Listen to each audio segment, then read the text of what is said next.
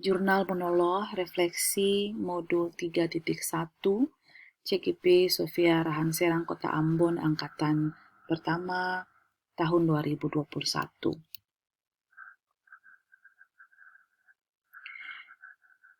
Etika terkait dengan karsa karena manusia memiliki kesadaran moral. Akal dan moral adalah dua dimensi manusia yang saling berkaitan. Dari kutipan ini kita bisa menarik kesimpulan bahwa karsa merupakan suatu unsur yang tidak terpisahkan dari perilaku manusia.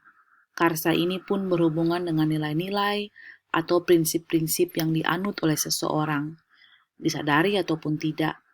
Nilai-nilai atau prinsip-prinsip inilah yang mendasari pemikiran seseorang dalam mengambil sebuah keputusan yang mengandung unsur dilema etika. Di modul ini saya belajar bagaimana membuat sebuah keputusan dengan membedakan dilema. Apakah itu dilema etika ataukah bujukan moral?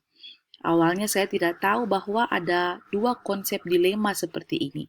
Dan terkadang saya memahami dan membedakan mereka secara tidak baik atau tidak benar.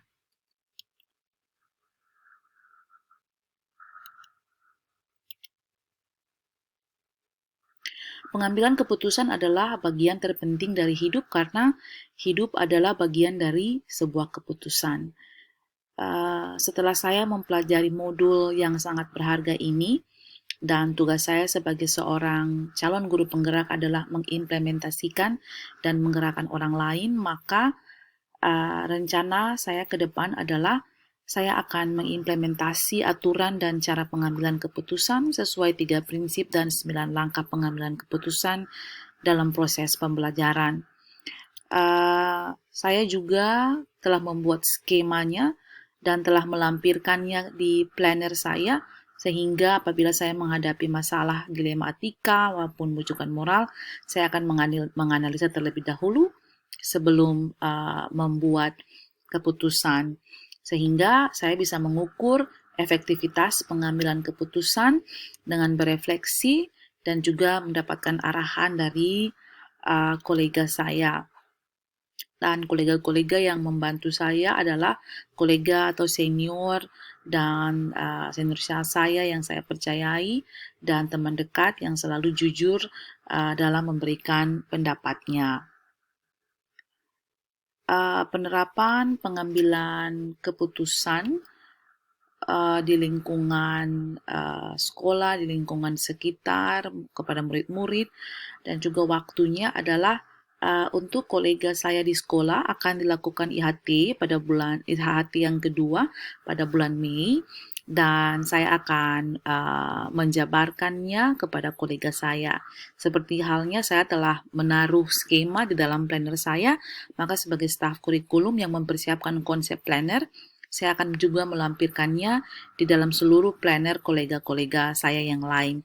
Sehingga ketika saya mengimplementasikannya, mengejawantahkannya kepada teman-teman atau kolega-kolega saya, mereka sudah mampu untuk bisa mengkonsepkan, menganalisa, dan mengambil keputusan sesuai dengan skema yang telah saya taruh di dalam planner.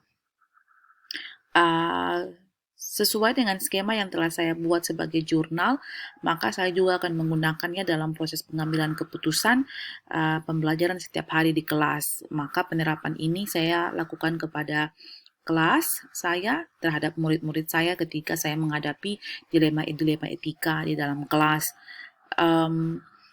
Untuk waktu telah saya praktekkan segera setelah saya belajar modul ini dan tetap akan dilanjutkan secara konsisten ke depan. Pendamping pengarah, saya telah menyebutkan tadi bahwa yang pertama adalah kolega senior dalam mata MGMP dan juga komunitas praktisi saya, dan juga rekan sejawat atau teman sahabat saya yang bisa saya percayai pendapat mereka.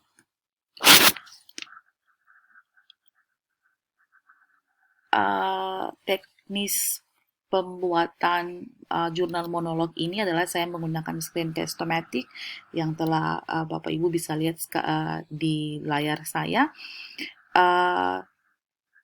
Kelebihan dari Screencast-O-Matic ini dia bagus, dia bisa um, kualitasnya baik, dia juga bisa digunakan secara uh, free dalam pengertian tidak mengeluarkan biaya.